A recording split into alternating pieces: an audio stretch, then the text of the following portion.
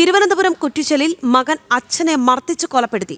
വഞ്ചിക്കുഴി സ്വദേശി രവീന്ദ്രനാണ് കൊല്ലപ്പെട്ടത്. കുടുംബ വഴക്കാണ് കൊലപാതകത്തിൽ കലാശിച്ചതെന്ന് പോലീസ് പറയുന്നു. മകൻ നിഷാദിനെ പോലീസ് കസ്റ്റഡിയിലെടുത്തു.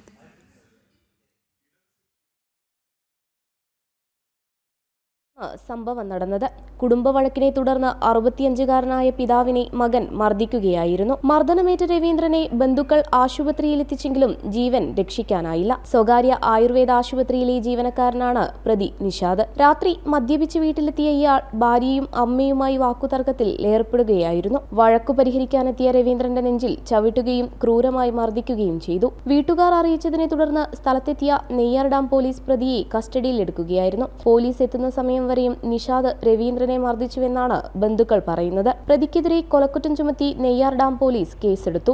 ജനം, തിരുവനന്തപുരം.